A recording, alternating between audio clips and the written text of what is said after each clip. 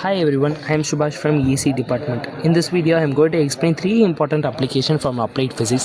Physicsனு சொன்னால் நமக்கு usually formulas equation theories தான் ஞாபகம் வரும். ஆனால் ஆக்சுவலி ஃபிசிக்ஸ் நம்ம டெய்லி லைஃப்பில் நிறைய அப்ளிகேஷனோட இருக்குது. இந்த வீடியோவில் நம்ம பார்க்க போகிறது fibre optic communication from applied physics, solar cell from quantum physics and green energy and MRI scanner from magnetic materials. இந்த மூணு அப்ளிகேஷனும் communication, energy protection and medical ஃபீல்டில் ரொம்ப முக்கியமான ரோல் ப்ளே பண்ணுது. இப்போ ஃபஸ்ட் டாப்பிக்கை பார்க்கலாம். ஃபைபர் ஆப்டிக் கம்யூனிகேஷனுங்கிறது அப்ளைட் ஃபிசிக்ஸில் ரொம்ப இம்பார்ட்டண்டான topic. Fibre optic communication is one of the most important technology use today.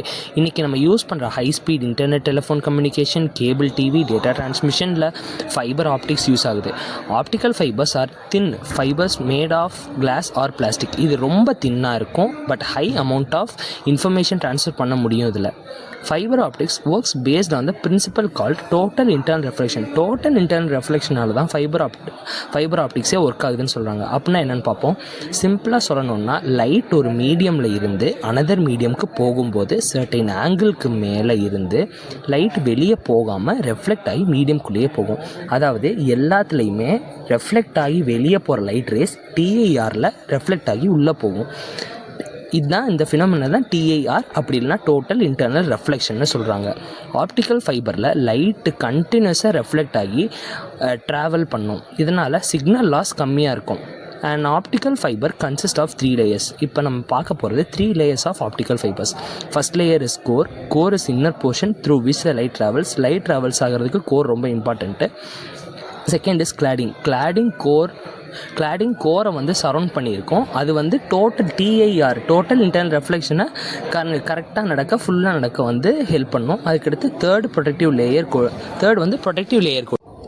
Third layer வந்து ப்ரொடெக்டிவ் லேயர்னு சொன்னோம் இல்லையா. அப்போ தேர்ட் லேயர் என்ன பண்ணும், இந்த கோரையும் இந்த செகண்ட் ப்ரொடெக்டிவ் லேயராக இருக்கிற கிளாடிங்கையும் இந்த தேர்ட் லேயர் ப்ரொடெக்டிவ் கோட்டிங் வந்து டேமேஜ் ஆகாமல் பார்த்துக்கும். ஃபைபர் ஆப்டிக்ஸுக்கு நிறைய அட்வான்டேஜஸ் இருக்குது. First advantages high speed communication. Second advantage என்னென்னா லோ சிக்னல் லாஸ். இதில் சிக்னல் லாஸ் ரொம்பவே கம்மியாக இருக்கும். Third advantages high bandwidth. Fourth advantages electro magnetic interference affect ஆகாது. இந்த அட்வான்டேஜஸில் நல்ல ஃபைபர் ஆப்டிக்ஸ் கம்யூனிகேஷன் சிஸ்டமில் அதிகமாக யூஸ் பண்ணுறாங்க. இதனால தான் அது வந்து ரொம்ப அதிகமாக யூஸ் பண்ணுறாங்கன்னு சொல்கிறாங்க. அதுக்கடுத்து மெடிக்கல் ஃபீல்டில் எண்டோஸ்கோப்பியில் யூஸ் பண்ணுறாங்க. எண்டோஸ்கோப்பின்னா என்ன? மெடிக்கல் ஃபீல்டில் அது வந்து நம்மளோட இன்டர்னல் ஆர்கன்ஸை அப்சர்வ் பண்ண யூஸ் பண்ணுறாங்க. ஒவ்வொரு இன்டர்னல் ஆர்கன்ஸும் எப்படி டேமேஜாக இருக்கா இல்லை எப்படி இருக்குன்னு அதை வச்சு நம்ம பார்த்துக்கலாம்.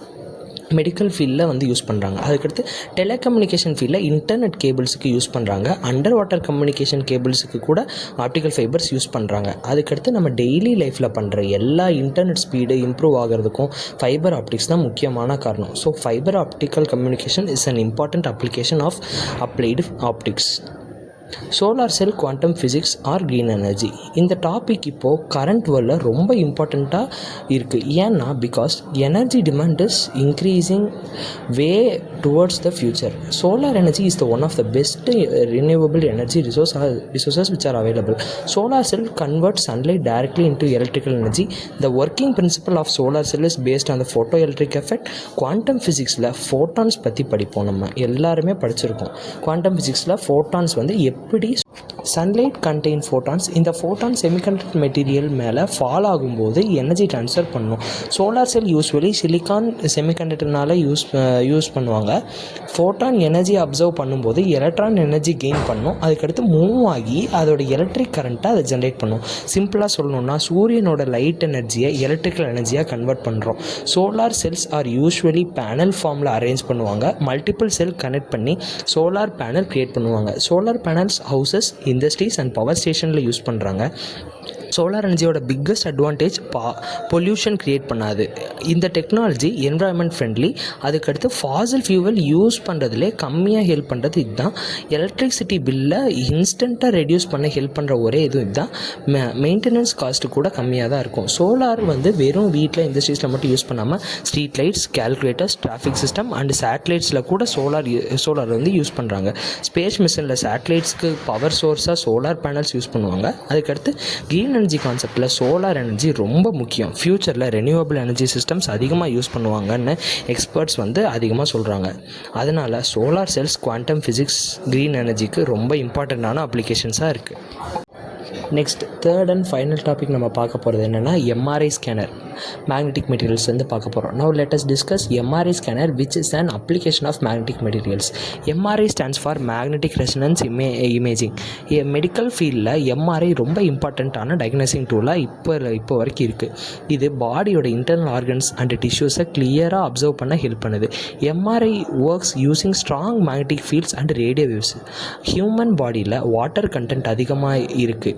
வாட்டரில் ஹைட்ரஜன் ஆட்டம்ஸ் இருக்குது. பேஷண்ட் எம்ஆர்ஐ மிஷின்குள்ளே என்டர் ஆகும்போது ஸ்ட்ராங்கான மேக்னெட்டிக் ஃபீல்டு ஹைட்ரஜன் ஆட்டம்ஸை அலைன் பண்ணும். அதுக்கப்புறம் ரேடியோ ஃப்ரீக்வன்சி வேவ்ஸ் அப்ளை பண்ணுவாங்க. இந்த வேவ்ஸ் ஹைட்ரஜன் ஆட்டமோட அலைன்மெண்ட்டை டிஸ்டர்ப் பண்ணும். ரேடியோ வேவ்ஸ் ரிமூவ் பண்ணும்போது ஆட்டம்ஸ் ஒரிஜினல் பொசிஷனுக்கு ரிட்டர்ன் ஆகும். அப்போ சிக்னல் ரிலீஸ் பண்ணும். இந்த சிக்னல்ஸ் ரிசீவ் பண்ணி கம்ப்யூட்டர் இமேஜ் இந்த சிக்னல் ரிசீவ் பண்ணதுக்கப்புறம் கம்ப்யூட்டர் அதை இமேஜை அப்படியே கிரியேட் பண்ணும். MRI brain scanning spinal cord problems, tumours and internal இன்ஜுரிஸை டிடெக்ட் பண்ண ரொம்ப யூஸ்ஃபுல்லாகவே இருக்கும். எம்ஆர்ஐயோட பிக்கஸ்ட் அட்வான்டேஜ் என்னென்னா சர்ஜரியே இல்லாமல் பாடி இன்டர்னல் இமேஜ் பார்க்க முடியும். அனதர் அட்வான்டேஜ் என்னென்னா இமேஜ் குவாலிட்டி ரொம்ப கிளியராக இருக்கும். இன்னொன்று ரொம்ப பெரிய விஷயம் என்னென்னா ரேடியேஷன் இது யூஸ் பண்ணவே பண்ணாது. டாக்டர் அக்யூரேட்டாக டயக்னோஸ் பண்ண ரொம்ப ஹெல்ப் பண்ணும். இந்த டெக்னாலஜி மெடிசனல் ஃபீல்டில் ஒரு ரெவல்யூஷனை க்ரியேட் பண்ணியிருக்கு. சிம்பிளாக சொல்லணும்னா எம்ஆர்ஐ பேஷண்ட்டுக்கு சர்ஜரி பண்ணாமல் முன்னாடி பாடியோட கண்டிஷன் அண்டர்ஸ்டாண்ட் பண்ணி அதை ஹெல்ப் பண்ணுறதுக்கு ரொம்ப ஹெல்ப் பண்ணுது. Hence MRI is an important application of magnetic materials.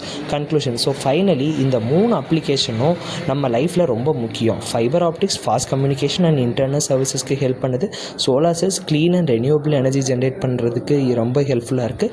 MRI medical டயக்னோசிஸ்க்கு ரொம்ப ஹெல்ப் பண்ணுது. ஃபிசிக்ஸ் தியரி மட்டும் இல்லை, ப்ராக்டிக்கல் லைஃப் கூட பெரிய ரோல் ப்ளே பண்ணுது. இந்த அப்ளிகேஷன்ஸுக்கு எல்லாம் ஃபிசிக்ஸோட இம்பார்ட்டன்ஸாக நம்மளுக்கு கற்றுக் கொடுத்துருக்கு. இதோட என் ப்ரெசன்டேஷன் முடிக்கிறேன். தேங்க்யூ.